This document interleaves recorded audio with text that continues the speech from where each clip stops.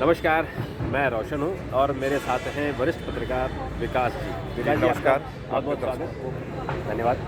विकास जी, हम BJP headquarter में हैं। ये वही जगह है जहाँ कल प्रधानमंत्री आएंगे और नए अध्यक्ष नितिन नवीन को उनको मुकुट पहनाएंगे, यानी सिंहासनारूढ़ सिंहासन करेंगे। तो आज अभी चुनाव प्रक्रिया चल रही है और थोड़ी देर में उनके नाम का अनाउंसमेंट हो जाएगा। हाँ, अनाउंसमेंट तो ऐसे कल होगा, लेकिन प्रक्रिया पूरी होकर के बता दिया जाएगा जो कितने ने नामांकन किया और क्या रहा। तो वही एक ही है। हाँ, तो इसका मतलब निर्विरोध। तो ये जो निर्विरोध है, तो एक तो जो बीजेपी की प्रक्रिया है, ऐसा कहते हैं कि पूरा देश भर में ये चुनाव होता है और जो नेशनल काउंसिल है, स्टेट काउंसिल है, करीबन 5,700 जो वोटर हैं वो तो आते नहीं हैं। ये जब नेशनल काउंसिल होगी तब वोटर आएंगे, तब वो इंडोर्स करेंगे। तो अभी जिन लोगों ने पर्चे दाखिल किए, जैसे आज तो सभी लोगों ने पर्चे दाखिल किए, प्रधानमंत्री ने, गृह मंत्री ने और राजनाथ जी ने, किरण रिजिजू ने, बहुत सारे जो सेट हो गए। ये प्रक्रिया थोड़ा सा हमारे दर्शकों को बताइए कि है क्या, क्योंकि पहले अध्यक्ष बना दिया, फिर आप चुनाव कर रहे हैं। हाँ, पहले कार्यकारी अध्यक्ष बना दिया, फिर उसके बाद ला रहे हैं। और देखें कि हालांकि बीजेपी का जो संविधान है उसमें 3 साल के लिए अध्यक्ष होता है और दोबारा वो हो सकता है 6 साल के बाद, वो फिर नहीं हो सकता, मतलब 2 टर्म लगातार। फिर एक और उसके बाद पूरे चुनाव की प्रक्रिया बीजेपी के संविधान में दर्ज है। आप देखें कि नितिन नवीन अगर अध्यक्ष के तौर पर देखें, व्यक्ति के तौर पर, तो 12वें अध्यक्ष होने जा रहे हैं। अगर आडवाणी जी को 3 बार गिन ले, वेंकैया जी को और राजनाथ जी 2 बार, तो उसे 15वें हो जाएंगे। कभी भी चुनाव की नौबत नहीं आई, हर बार निर्विरोध हुआ। तो बीजेपी ये दिखाने की कोशिश करती है इसके जरिए कि देखिए हमारी पार्टी में कोई फूट नहीं, कोई दो मत नहीं, हमारा जो अध्यक्ष होता है वो सर्वसम्मति से होता है। और पूरा इनका एक इलेक्ट्रल वो है, तो मतलब निर्वाचक मंडल है जो इस बार जो घोषित किए उसमें 5,708, जबकि 4 राज्यों के संगठन के चुनाव पूरे नहीं हुए हैं। जिसमें दिल्ली है, कर्नाटक के जो हैं बचे हुए हैं वो जुड़ जाएंगे।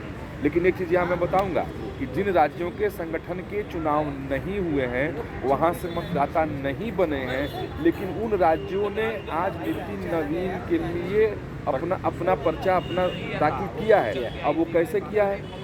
अब जैसे मान लीजिए दिल्ली है, जहाँ दिल्ली में भी हम लोग खड़े हैं, तो दिल्ली प्रदेश का चुनाव हुआ नहीं, लेकिन दिल्ली प्रदेश ने दिया है दूसरे राज्यों के मतदाताओं के हस्ताक्षर कि प्रदेश की तरफ से कि साहब मैं, इसलिए दिल्ली की तरफ से, दिल्ली से तो 36 प्रदेशों के पर्चे दाखिल हुए हैं। साथ में एक पार्लियामेंट्री पार्टी जो होती है, संसदीय दल और काउंसिल होती है, उसकी तरफ से भी, जिसमें 20 लोगों के हस्ताक्षर हैं। इसमें प्रथम हस्ताक्षर प्रधानमंत्री नरेंद्र मोदी का है, फिर नड्डा जी का है, फिर राजनाथ जी का है, फिर अमित शाह जी का है। ऐसे इसी सीक्वेंस में है, ऐसे 20 लोग हैं। अन्य केंद्रीय मंत्री भी उसमें हैं। उसके बाद सभी सब राज्यों के हुआ, ए से शुरू हुआ तो अंडमान वाले ने सबसे पहले दिया, तो सबसे छोटा राज्य है तो उसमें 4 ही समर्थक प्रस्तावक थे।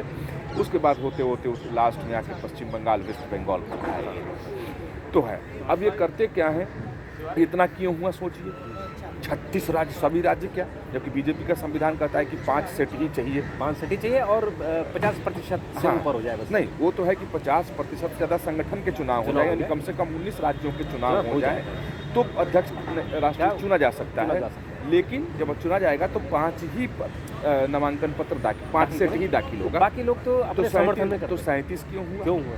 सवाल ये भी 37 क्यों हुआ? 37 यहाँ सिर्फ इसलिए हुआ कि चूंकि निर्विरोध हो रहा है तो किसी को उंगली उठाने का ये अवसर न मिलेगा। भाई देखो, सभी राज्यों के प्रदेश अध्यक्ष, संगठन मंत्री, जहाँ मुख्यमंत्री है, उप मुख्यमंत्री, वहाँ के चुने हुए MLC में से, विधायक में से, जो हमारे निर्वाचक मंडल है उसमें के सभी लोगों ने, 20-20 लोगों ने मिल करके सभी प्रदेशों ने समर्थन दिया। साहब इसलिए हो रहा है सर्वसम्मति से। अब बात भी ठीक है, कोई आवाज़ भी सुनाई नहीं देती है क्योंकि पार्टी तो बहुत ही संगठित है। पर विकास जी, एक सवाल है जो मेरे मन में था, हालांकि मुझे आप देख रहे हैं कि मैं करीबन मेरे सामने लालकृष्ण आडवाणी जी अध्यक्ष बने थे और तब से लेकर लगातार हम देख रहे हैं। लेकिन जनता के मन में सवाल है कि पहले आपने कैंडिडेट डिक्लेयर किया, पहले आपने अध्यक्ष बना दिया, कार्यकारी अध्यक्ष बना दिया, फिर ताकि आप इनको चुनो। इसी पर तो राजनीतिक नुक्ताचीनी हो रही है कि मान लीजिए तो जो है कम्युनिस्ट पार्टी का सिस्टम होता है कि कार्यकारी अध्यक्ष आपने बना दिया और उसी को निर्विरोध आप अध्यक्ष बना रहे हैं। जैसे आप जाहिर हो रहा है ना, दिख रहा है ना कि चीज़ें तय हैं और जो केंद्रीय नेतृत्व में चीज़ें तय करनी, तो जो राज्य की इकाई है उसकी क्या हिम्मत की केंद्रीय नेतृत्व के फैसले के खिलाफ चला जाए। इसलिए वो लोग एकदम, आप सुबह से आपने देखा कि किस तरह एक राज्य आए जा रहे हैं। ए से शुरू हुआ, फिर B, फिर C, D करते करते पश्चिम बंगाल, वेस्ट बंगाल तक पहुंचा कि दे रहे हैं। तो ठीक है। और जैसे आपको याद होगा गडकरी जी के टाइम पर यशवंत सिन्हा जी गड़ गए थे कि नहीं मैं भी नामांकन दूंगा, और थावरचंद गहलोत जो भी राज्यपाल हैं वो चुनाव अधिकारी होते, जैसे के लक्ष्मण जी आज चुनाव अधिकारी हैं। तो उस समय बड़ी असहज स्थिति उत्पन्न हो गई थी। मैं गवाह हूँ क्योंकि 1100 करोड़ जब बीजेपी का दफ्तर होता था, तो अब वो चुनाव अधिकारी के तौर पर उन्हें उनके सामने तो मजबूरी थी कि वो नामांकन पत्र दे, तो नामांकन पत्र उनके प्रतिनिधि ने ले लिया। तो वो तुरंत अपने कक्ष से निकले और जाकर के ऑफिस में बताया उन्होंने। फिर मीडिया कर्मी हम लोगों ने घेर लिया, फिर उनसे ज़बरदस्ती हम लोगों ने बयान भी लिए थे। तो फिर संगठन ने अपना शुरू किया, फिर उनका मनोबल हुआ, समझा बुझा के यशवंत सिन्हा जी को शांत किया गया, फिर निर्विरोध जाकर के वो चुनाव हुआ। लेकिन एक अवसर वो आया था। लेकिन यह है कि सबके मन में सवाल है, यही कारण है कि वो लोग भी, हालांकि उन लोगों को अधिकार नहीं है जो लोग इस पे सवाल खड़े कर रहे हैं, क्योंकि वहाँ तो एक ही परिवार के लोग होते हैं, बाकी जो तमाम पार्टियाँ हैं कमोबेश आप कुछ भी कह सकते हैं, लेकिन सबकी स्थिति एक ही जैसी। लेकिन सवाल यहाँ ये है, प्रक्रिया देखिए जो संवैधानिक प्रक्रिया बीजेपी की है उससे इतर नहीं जा रहे हैं। दूसरी बात है किसी एक परिवार का व्यक्ति तो नहीं है, किसी बड़े नेता का पुत्र तो नहीं है, एक सामान्य 5 विधायक सामान्य। अच्छा, मजे की बात यह है कि दर्शक भी सुनेंगे तो बड़ा आनंद लेंगे। मैं आपके दर्शकों के लिए बताना चाहता हूँ कि पूरे बीजेपी के 99.9% नेताओं को मालूम नहीं था कि नितिन नवीन का नाम आ जाएगा। उनको खुद ही पता नहीं था। और 100% पत्रकारों को नहीं मालूम था। और लोग नाम कुछ लिख रहे थे। हाँ, 99.9 बीजेपी के नेताओं को नहीं मालूम था। 0.1 इसलिए छोड़ रहा हूँ कि वो मोदी जी को, अमित शाह जी को मालूम था। 2 लोगों को पता मालूम था, इसलिए 1.1 मैंने उसके लिए कर दिया। अब आप सोचें कि मौजूदा वक्त में जितनी राजनीतिक पार्टियां इस देश में हैं, सब इस जमहूरियत को, इस जनतंत्र को, इस प्रजातंत्र को मानती हैं और सब उसकी दुहाई देती हैं। क्या उनके दलों में इस तरीके से अध्यक्ष बनाए जा सकते हैं? नहीं बनाए जा सकते। इस आपको याद है कांग्रेस पार्टी में सीताराम केसरी बने थे, क्या असर हुआ था? विचार आप देखिए कि कैडर बेस के हिसाब से कोई काम करता तो एक वामपंथी पार्टियां जरूर नजदीक दिखती हैं, क्योंकि वो भी कैडर बेस है, उनके यहाँ भी सैद्धांतिक लोग हैं, उनके यहाँ भी कोई हो सकता है। बिल्कुल ये वो दिखता है उनके यहाँ। उसके बाद यहाँ दिखता है, यहाँ दिखता है। तो एक नितिन नवीन जो विधायक बिहार से, अब पहली बार विधायक या उधर के भारत का, पूरब के भारत का व्यक्ति राष्ट्रीय अध्यक्ष हुआ है पहली बार। मजे की बात, 1-2 फैक्ट यहाँ बताना। लेकिन विकास जी हम ये भी कह सकते हैं कि जो नड्डा जी हैं वो भी तो बिहारी हैं। नहीं, नड्डा जी हिमाचली हैं, लेकिन बोर्न तो बिहार के हैं। वो खुद कहते हैं कि मैं आधा बिहारी आधा हिमाचली हूँ। पढ़ाई हुई। हाँ, उनके पिताजी वहाँ चूँकि शिक्षा सर्विस करते हैं, शिक्षा विभाग में थे, बड़े उच्च कोटि के शिक्षक माने जाते थे। मैं यहाँ एक और इंटरेस्टिंग बात है, बीजेपी की स्थापना कितने वर्ष हो? 45 साल। 45 साल 80 में 80 में नितिन नवीन की उम्र कितनी है? 45 साल 45 साल है। अच्छा, एक और फैक्ट बताता हूँ, हालांकि ये मैं अपनी तरफ से जोड़ रहा हूँ। ये जो भवन पीछे दिखाई दे रहा है, विशाल भवन है, बीजेपी का नया दफ्तर है मलेगारा। इस भवन आप देखें वहाँ, हालांकि यहाँ से तो नहीं दिखाई देगा दर्शकों को, दर्शकों को कहूँगा कि ठीक इस भवन में पट्टिका लगाई गई है। बिल्कुल दिखाई कि जब ये इनॉग्रेशन इसका हुआ था, उद्घाटन हुआ था कि कौन किया, कैसे किया, बीजेपी का नया, उस पर लिखा है नवीन भवन। नवीन भवन बिल्कुल, उस पर नवीन भवन लिखा हुआ है। नवीन भवन मेरा अचानक मैंने देखा। बिल्कुल, हालांकि नवीन भवन मतलब उसके नया भवन, लेकिन नितिन नवीन। तो इस नवीन भवन में एक नवीन अध्यक्ष आया जो 45 साल की पार्टी और 45 साल का अध्यक्ष। ये तो बीजेपी में संभव है। हाँ, ये बीजेपी में ही संभव है, या ज़्यादा लेफ्ट में संभव है। लेफ्ट में संभव है। तो हम इसलिए नहीं कह सकते कि इन्होंने वो जनतांत्रिक तरीका नहीं अपनाया। जो आज हम लोगों ने प्रक्रिया देखी, 16 तारीख को अधिसूचना जारी हुई, उसके बाद से आज नामांकन के लिए समय तय था, उसको पर्चे जांचे गए, फिर नामांकन वापस लेने के लिए भी समय रखा गया था। यदि कोई आता, इसलिए 6:30 बजे अनाउंस हो, यदि कोई आता तो फिर मुझे नामांकन दाखिल करना है तो चुनाव अधिकारी यहाँ मना नहीं कर पाते। उन्हें नामांकन का जो फॉर्म होता है, पर्चे उन्हें देने पड़ते हैं। इसलिए हम ये नहीं कह सकते कि इन्होंने उल्लंघन नहीं किया, क्योंकि कोई आया नहीं उल्लंघन। हाँ, ये सवाल मन में जरूर आता है कि कार्यकारी अध्यक्ष तो पहले से था, एक होने को सहमति बना करके कि भाई क्या आप लोग सहमत हैं। ये इसलिए करते हैं ताकि होने के बाद विरोध के स्वर न सुनाई दें और पार्टी की बदनामी न हो। तो कार्यकारी अध्यक्ष बनाया, फिर लोगों की राय जानी।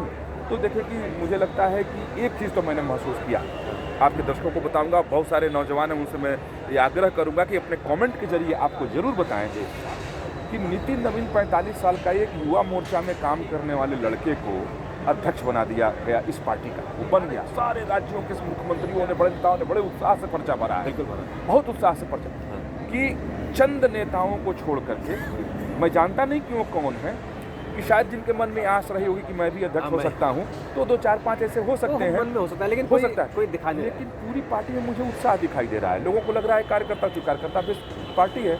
जब नितिन नवीन हो सकता है तो यार एक दिन मेरी भी लॉटरी लग सकती है। तो ये है कि प्रक्रिया है और सबसे बड़ी पार्टी भारत की है। ये दावा करते हैं कि दुनिया की सबसे बड़ी पार्टी है, जो इनके पास रिकॉर्ड है, जो उसमें आप कार्यकर्ताओं की लिस्ट देखें तो वाकई दुनिया की सबसे बड़ी पार्टी है। लेकिन फिलहाल भारत की तो रूलिंग पार्टी है, सबसे बड़ी कार्यकर्ताओं के मामले में, सबसे बड़े संगठन के मामले में ये हैं, इसमें कोई संदेह नहीं। उसमें एक अत्यंत ही नौजवान को मौका दे दिया जाए तो मुझे लगता है कि नौजवानों का वक्त आया। और इसी जगह से जैन जी की बात पीएम ने किया था ना, बिल्कुल किया था, यहीं से एक लाया जैन जी, ये क्रेडिट है। और ये देखिए जो आम जो ग्रास रूट के लोग हैं उनकी उम्मीद जगह की मेरे भी हो सकता है, जग गई है, क्योंकि जितने भी अध्यक्ष बने हैं अभी तक, जितने मंत्री बने, यहाँ तक प्रधानमंत्री, यस, बहुत ही गरीब घर से हैं, सामान्य तो इसलिए भाई यहाँ आप देखें कि बीजेपी के अध्यक्षों की आप सूची देखें हैं कि अडवाणी का कौन परिवार का कोई है क्या राजनीति में? आया क्या दावा ठोकने? कोई नहीं। मुरली मनोहर जोशी के परिवार का कोई दावा ठोकने आया? कोई नहीं। वेंकैया जी के परिवार का कोई दावा ठोकने आया? राजनाथ जी के परिवार कोई दावा ठोकने आया? नड्डा जी के यहाँ से कोई आया?